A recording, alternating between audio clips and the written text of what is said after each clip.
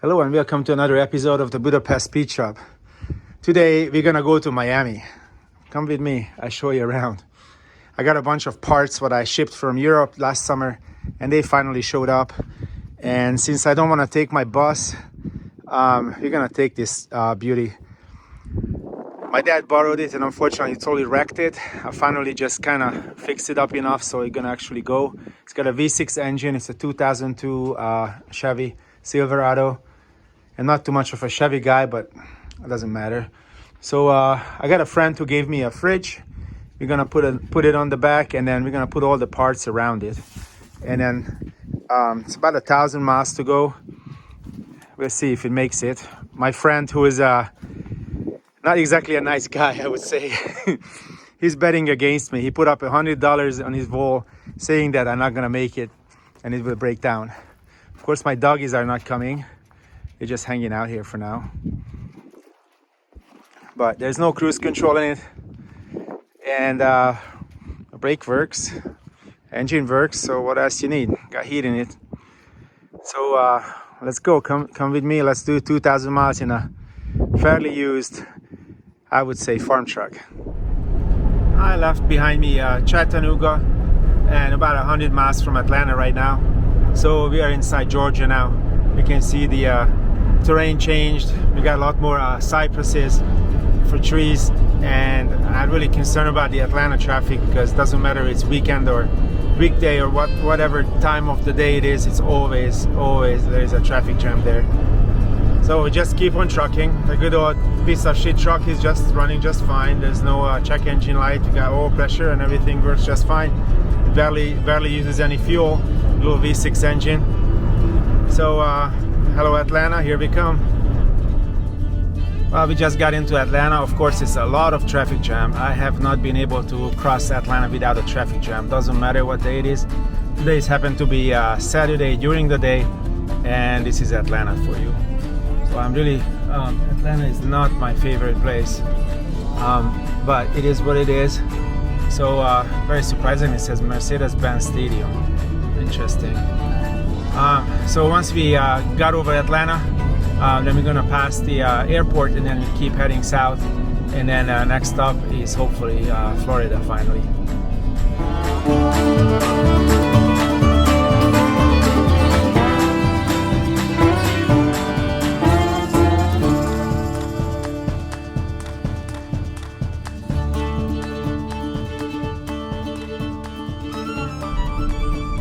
Welcome to Florida. Looks like everyone else in the world has the same idea as I do. Let's head south in Florida. So right now I'm in the middle of Florida. You can see the trees are still sort of like these pine trees, but I know it did not, maybe magnolia trees. No, they're not magnolia trees. I don't know what they're called. Some sort of cypresses. And there's no palm trees yet.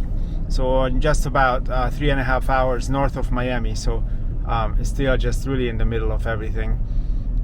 I keep seeing all kind of vehicles where you can sleep in, like campers, camper vans, and all kind of various things. Like I just seen a converted bus, and looks like everybody's heading south, running away from the cold. So once I see some changes in the nature, I'll turn this gizmo back on.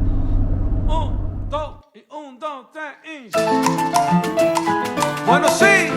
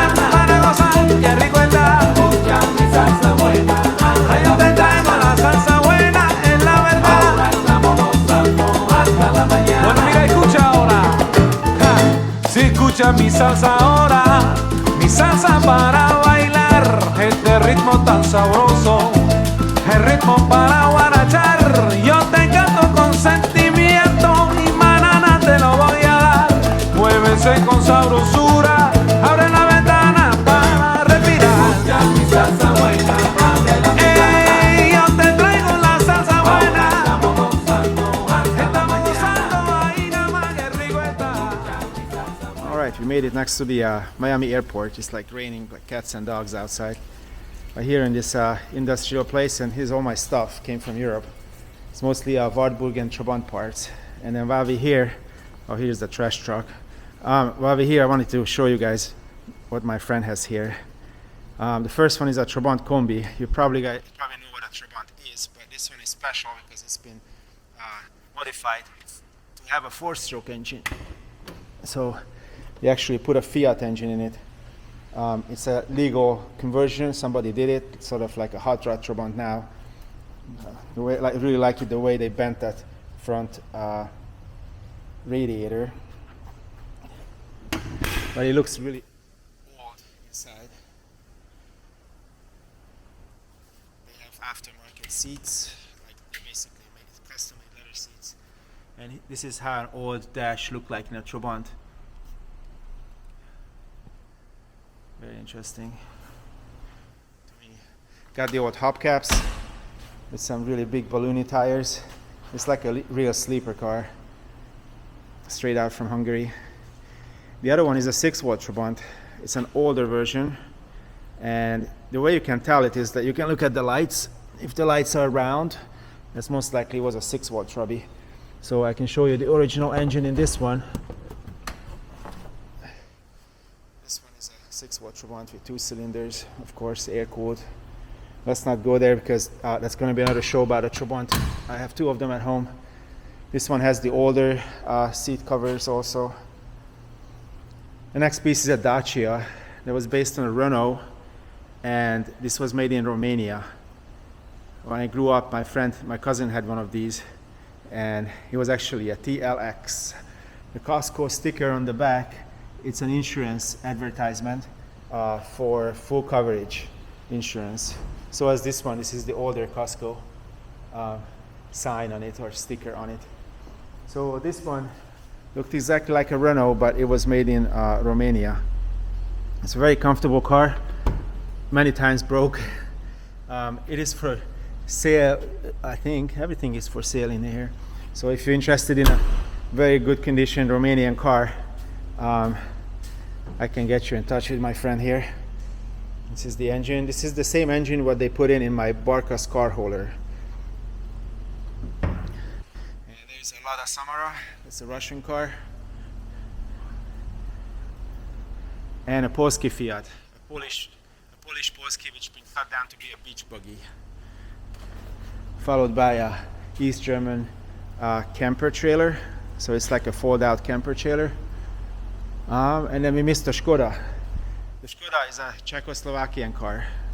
Czechoslovakia is non-existing anymore. This car has the engine in the back, and then you got really long hoses for taking the the coolant to the front. You can see it's like a slant 4 engine in it. Actually this one has the radiator in the back. I was wrong. The newer versions have the radiator up front. This is the older version. It's a Skoda 100 with the chrome bumpers. Then we got a 560 SL. Well, an American motorcycle, which I'm not too excited about, but he has a couple East German MZs. And there is a shop for this motorcycle, not too far from here, a store where they're selling parts for these. These are East German, except this one. This one is a Java, that's from Czechoslovakia. But these are the ETZ 250. They made it in a 150 version as well, but these ones are the 250s. These ones are for sale as well. I don't know how much, but if you're interested, let me know. There's another MZ which he hot rodded, I guess. They have these weird signs on it. It says MZ Deluxe. The Deluxe, I think it came from a Wartburg. Then there's a very good looking coffee racer. He built that one. And then a touring BMW next to it. So next thing I'm gonna do is say goodbye to all these nice cars and load up my stuff. I think I'm gonna wrap it up in some foil and then start heading north, because as soon as I get out of Miami the rain gonna stop. So now I'm gonna pack up and hit the road. So believe it or not, there is an MZ store in Miami. They also sell parts for the little Polski Fiat from Poland, Moskvich from Russia, and then all kind of things, and also Volgas. And the reason they do that because there are lots of Cuban migrants in here, and they are just taking these things home to Cuba, and they're buying the parts for their family, so they can run the bikes again. And then you can see these are all East German motorcycle parts, what you see from here on. There are two MZs. These are also East German motorcycles, and they are next to the Christmas tree. I just can't believe that. Yeah, and then you can find anything from carburetors to stickers to any part possible. You're gonna find it here for MZs. So if you have an MZ, gotta come to Miami to buy it. This was one of the latest MZs. Actually, I know one of these in Kentucky. There is a collector who has that, and these are frames, all kind of used parts, telescopes, and all kind of electric parts. I just seen a bunch of voltage regulators, which are really familiar to me because the Trabant had the same kind of style. The Simpson had the same kind of style also. These are for the chain covers. Those are main shafts, and then all kind of starting starter arms, and then engine blocks, crankshafts, transmission parts. So yeah, if you want to have an MZ, if you have an MZ and you actually gotta fix it, this is the place to buy the parts from. You can see it's mzpartsmiami.com. There's an aisle for a very rare Russian motorcycle. It's called, and let's see if you can read it. It's in Cyrillic characters. It says Minsk. Minsk was a town in Russia. I've never been to Russia, but I had to learn Russian when I was really young. When the Russians occupied Hungary. We had a really good joke. They're saying that the Russians had a really bad sense of direction.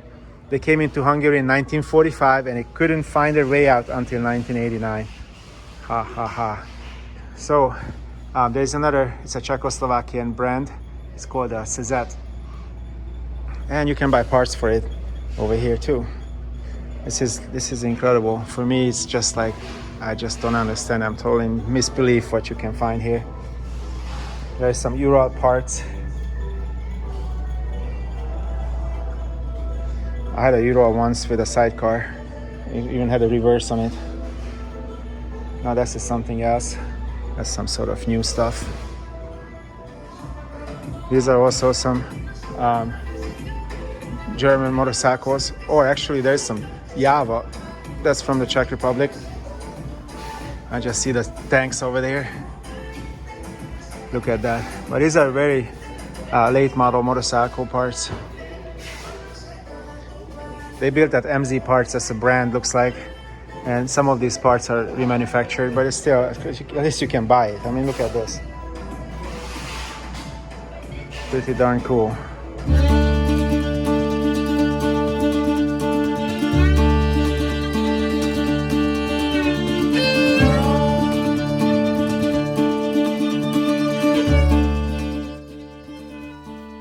So my friend Mac was pretty disappointed that he lost the bet against me.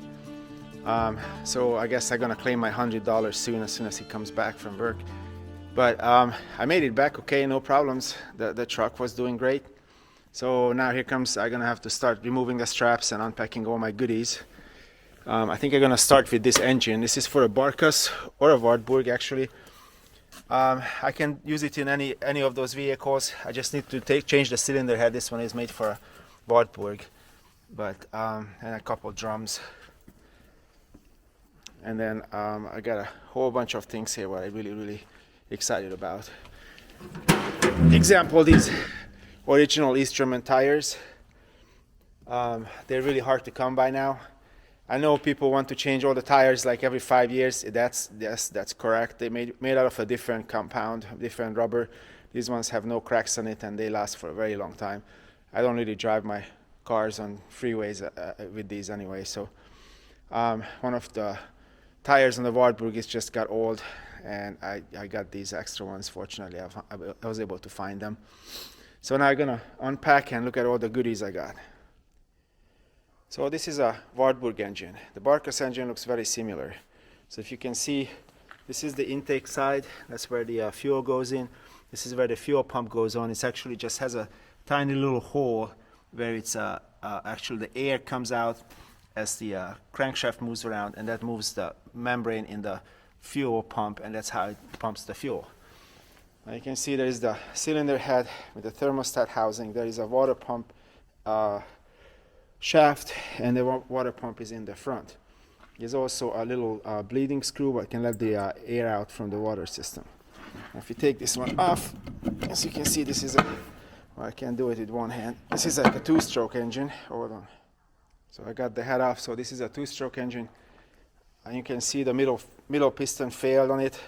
I know this engine was a stock engine for some reason, but you can see the top part. This is all clean. This has little debris in it, and this is all clean again. So that tells me that something happened in the middle cylinder, and it doesn't move.